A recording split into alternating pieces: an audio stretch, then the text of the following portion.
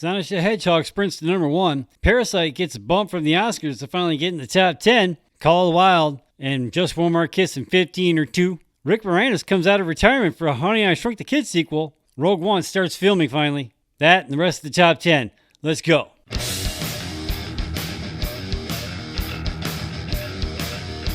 Welcome back, Store to Watch Weekend Box Office. Just dive right into it. Coming to one this weekend, debuting on the charts this week, we got Sonic the Hedgehog. They're bringing $58 million for their weekend haul. That's their total domestic as of right now, and it's worldwide is sitting at $113 million. And coming to number 2 this week, we got Harley, Quinn, and the Birds of Prey. They're bringing $17.2 million for their weekend haul. They're down almost 48% from last week. Their total domestic as of right now is $59.4, and it's worldwide is sitting at $145.6 million. And coming number 3 this week, we've got Fantasy Island. They're bringing $12.3 million for their weekend haul. That's their total domestic as of right now, and it's worldwide is sitting at $21.6 million. And coming number 4 this week, we've got The Photograph. They bring in $12.1 million for their weekend haul. That's their total domestic as of right now, and they do not have a worldwide box office as of this point. And rounding out our top 5, we got Bad Boys for Life. They bring in $11.4 million for their weekend haul. They're down about 5% from last week. Their total domestic as of right now is $181.4 million, and it's worldwide is sitting at $370 million. Coming to number 6 this week, we've got 1917. They're bringing $8.1 million for their weekend haul. They're almost down 12% from last week. Their total domestic as of right now is $144.4 million, and it's worldwide is sitting at $323.8 million.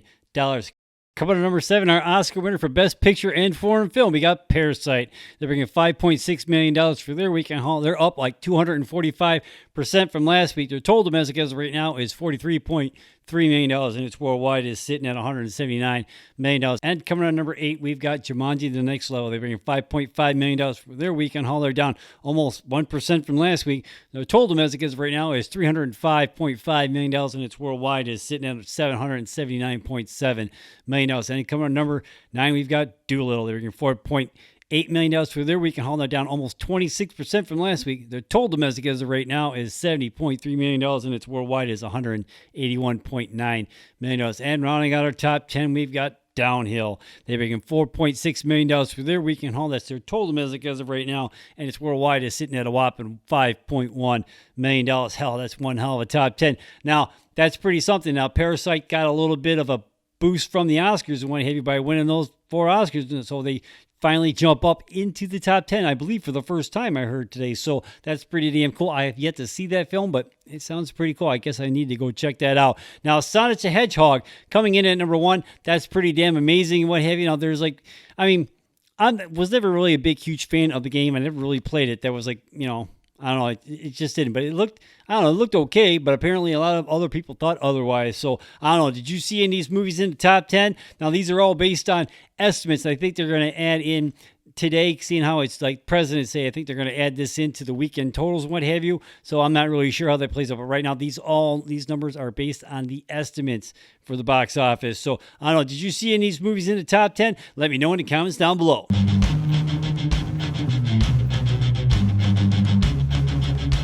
Now it's time for Stone to Watch 15 or 2. All right, let's just dive right into it. Coming to 1 this week, we've got Emma. Now, they're calling it a comedy drama. Now, the description reads, in the 1800s England, a well-meaning but selfish young woman meddles in the love lives of her friends. Now, this movie is being directed by Autumn D. Wilde, starring Anya Taylor-Joy, Tanya Reynolds, Josh O'Connor, and Johnny Flynn. Now, I just watched the trailer for the same for the first time a few minutes ago, and I got to say, I don't think so.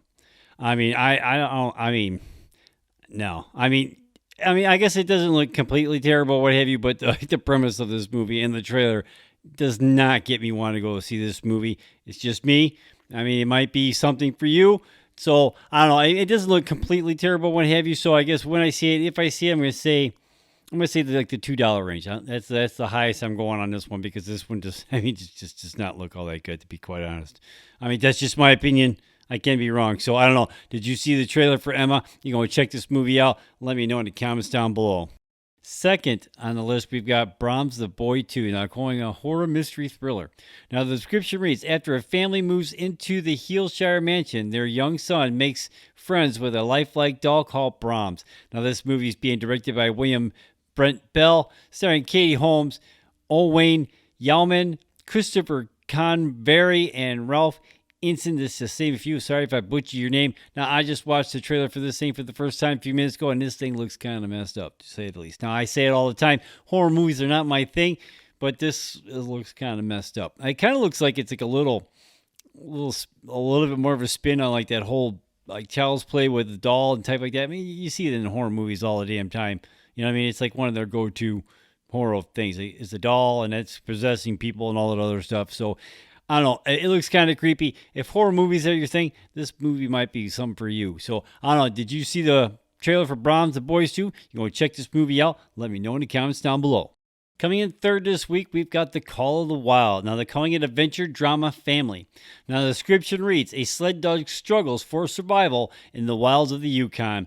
Now, this movie is being directed by Chris Sanders, starring Karen Gillan, Harrison Ford, Cara Gee, and Dean Stevens, just to name a few. Now, I watched the trailer for this thing for the first time a few minutes ago, and I got to say, it looks all right. Now, I did see another trailer over the summer for this movie, so I'm not really sure if it's the same one or not, but, I mean, I don't know, it looks okay. So when I see it, if I see it, I'm going to say matinee and matinee the most, mainly because I'm cheap. On that, it looks okay. I'm not going to rush out and go see this opening weekend, what have you. It does look pretty good. I'm hoping it's not like one of those, like, because the movie is about a dog. It's not like, he gets attached to the dog and then the dog dies. Because I just can't take those movies, man. They just get me right here, and I just can't do it. Just can't do it. So I don't know, did you see the trailer for Call of the Wild? You want to check this movie out? Let me know in the comments down below.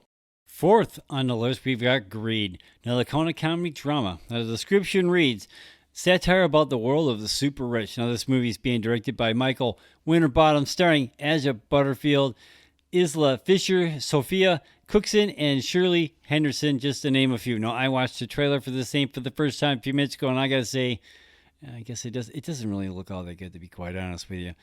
I mean, the trailer's not getting me all that interested. It almost seems like it's about this rich guy who doesn't want to pay his bills or something. At least that's what I'm getting out of it, and it's not getting me want to go see this movie at all. So, I don't know, when I see it, if I see it, I'm going to say matinee the most, mainly because I'm cheap, but I'm leaning way more towards the $2 ones. And that's like, you know what I'm saying? So, I don't know. Did you see the trailer for Greed? You going to check this movie out? Let me know in the comments down below.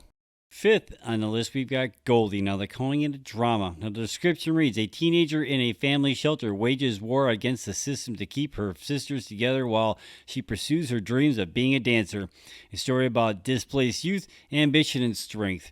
Now, this movie is being directed by Sam D. Jung, starring Slick Woods, George Sample III, Daniel Hooch, Marsha Stephanie Blake. I'm sorry if I butchered your name. Now, I just watched the trailer for this thing for the first time for a few minutes ago, and I got to say, no. This movie, this trailer is not getting me wanting to go see this movie. I don't know. I mean, I'm not saying it looks completely terrible and stuff like that, but I don't know. No, it's not for me, man. So it might be for you. So I don't know. Did you see the trailer for Goldie? You want to check this movie out? Let me know in the comments down below. Next on the list, we've got True Fiction. Now, they're calling it a horror thriller. Now, the description reads, Avery Malone, a wannabe writer and a lonely librarian, gets her big break when she's hand-selected to assist her hero, a reclusive author, Caleb Conrad.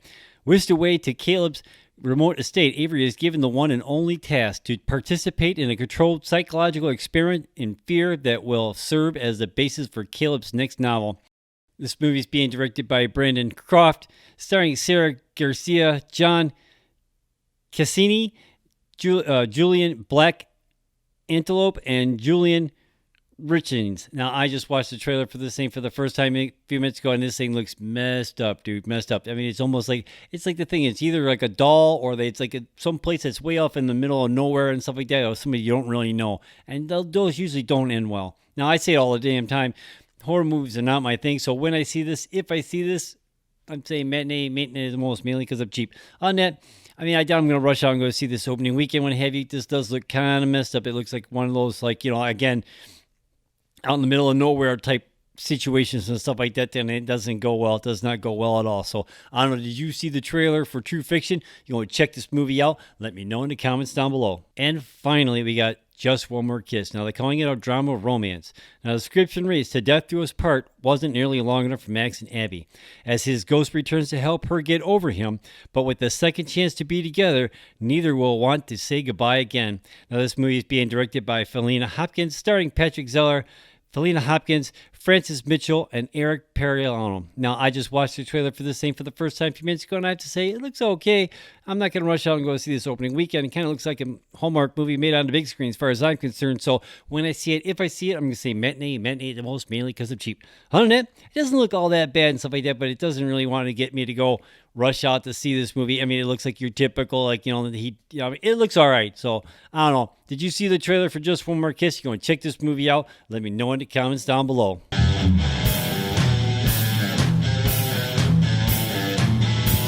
Rick Moranis returned for Disney's new Honey, I Shrunk the Kids movie. Now, this story comes to us from Screen Rant and goes on to say, original Honey, I Shrunk the Kids star Rick Moranis is reprising his role as Wayne Selinsky in Disney's upcoming movie sequel, Shrunk. Original Honey, I Shrunk the Kids star Rick Moranis is returning to Disney's upcoming sequel, Shrunk. Released in 1989, Honey, I Shrunk the Kids star Moranis as Wayne Selinsky, an eccentric scientist who invents a shrinking machine only to inadvertently shrink his children and the kids next door, down to a quarter of an inch in size. After the film became a success, Moranis would go to reprise his role in both the theatrical released 1992 sequel, Honey, I Blew Up the Kid, and 1997's direct-to-video follow-up, Honey, We Shrunk Ourselves.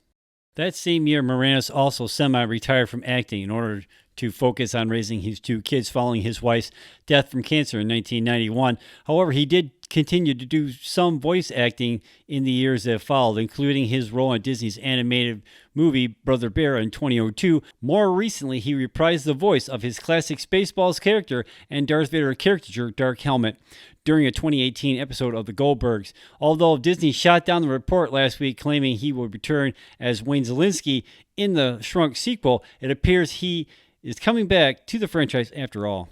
Deadline is reporting Moranis has in fact closed the deal to reprise his Honey, I Shrunk the Kids character in Shrunk. Josh Gad is starring in the sequel as Zelensky's now grown son Nick, an inventor who, like his father, creates a shrinking device only to accidentally end up using it on his children.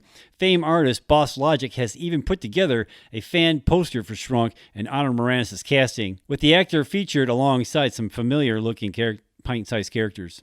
Moranis isn't the only franchise veteran returning for this new Shrunk sequel either.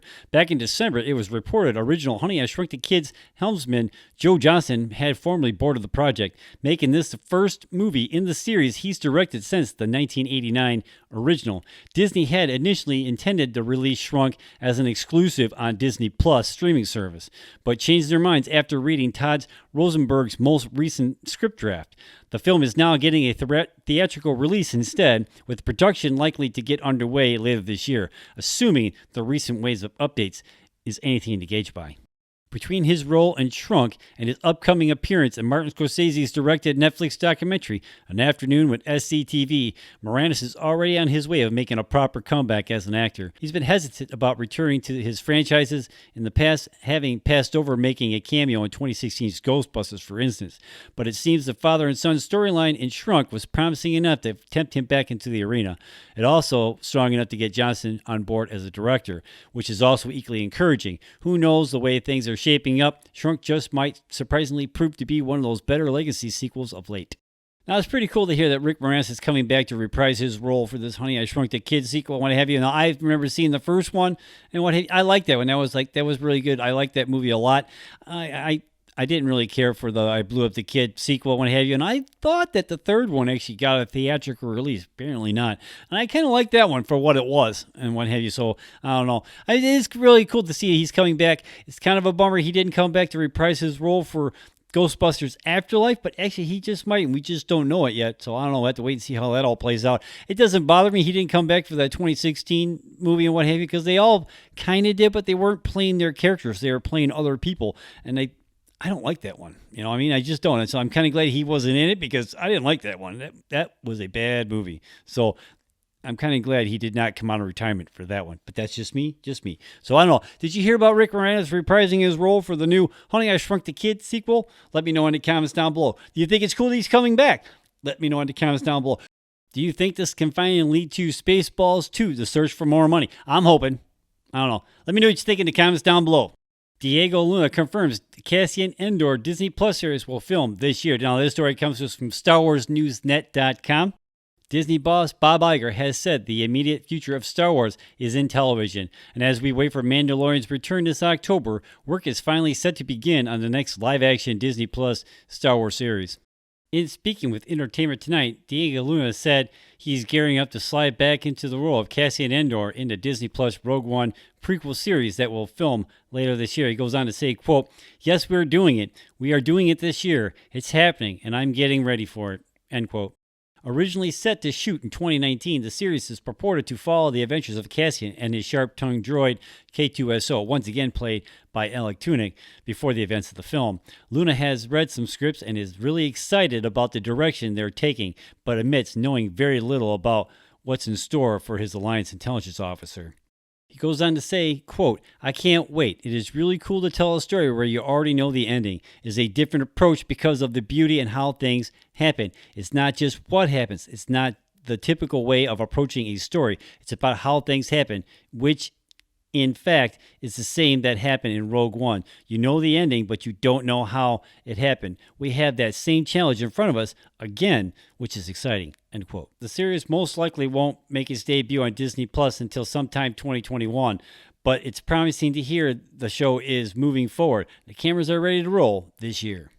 The delay in shooting is likely due to script changes, as Tony Gilroy has reportedly been brought back to rewrite scripts for this series. Just like with Kenobi series, it sounds like they're doing everything they can to make sure they deliver the best scripts possible for these Disney Plus Star Wars series.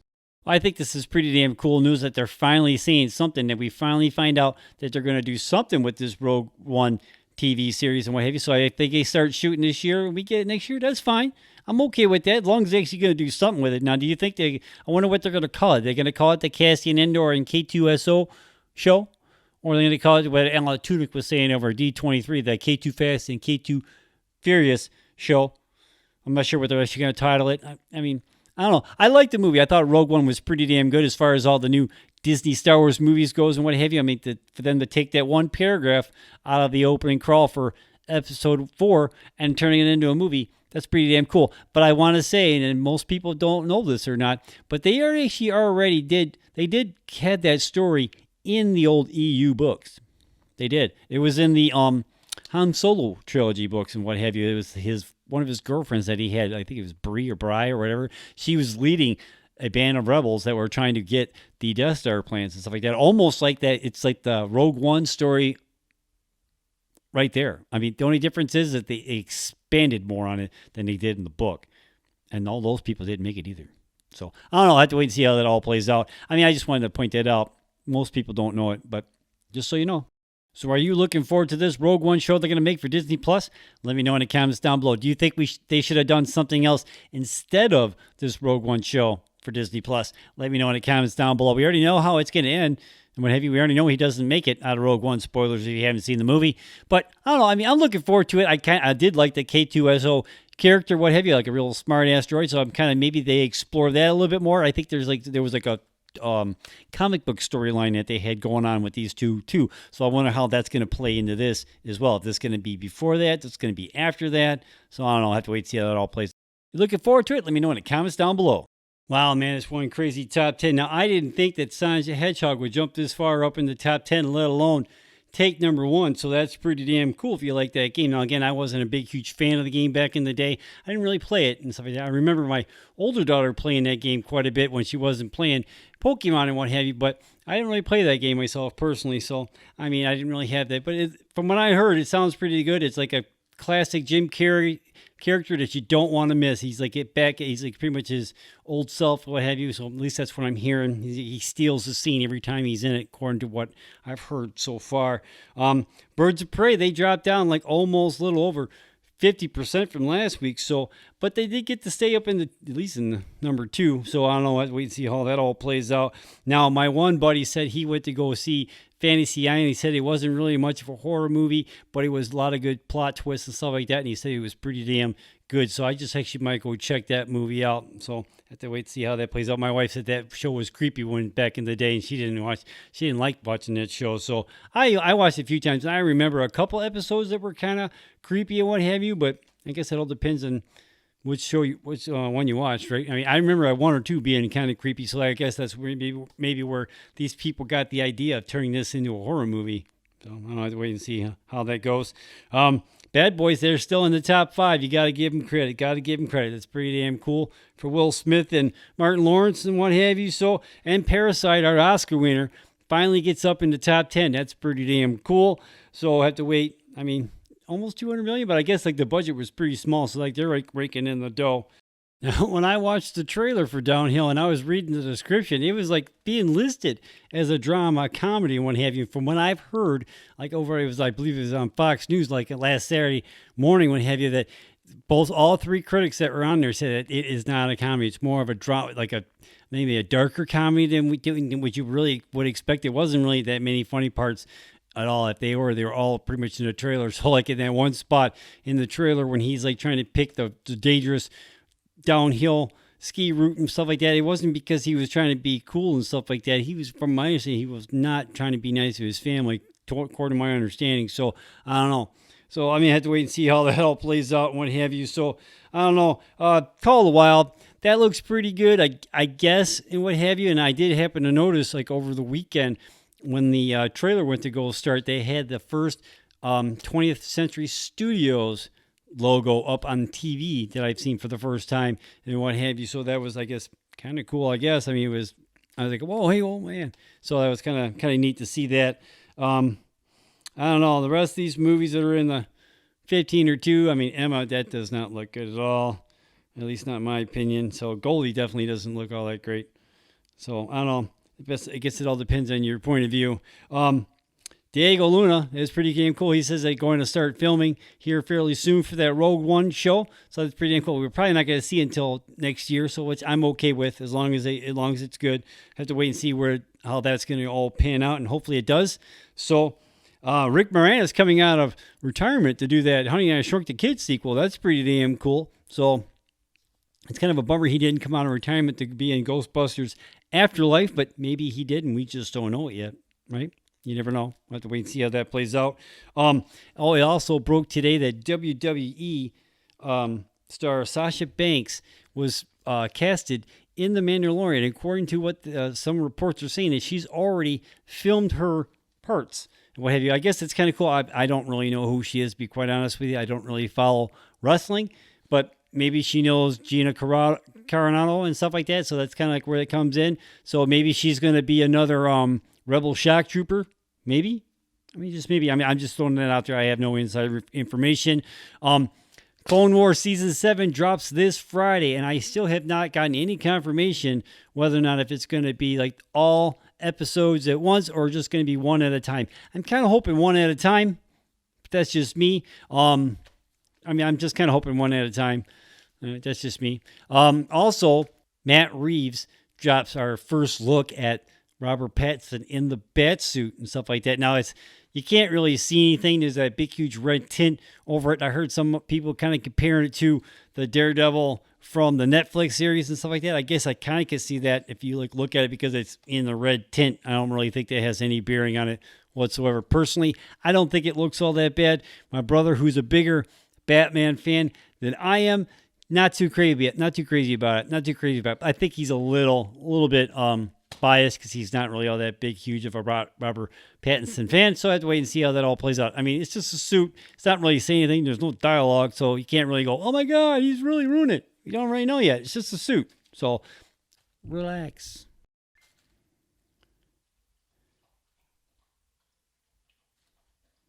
I don't know, man. Tell me what you think. See you next time. Peace. Make sure you click on that subscribe button so you can be notified every time I drop another video. Hey, while you're at it, check out one of my other movie review videos or check out one of my drum cover videos. Give it a like, give it a share. Join in the discussion in the comments down below. Have a good day. Peace.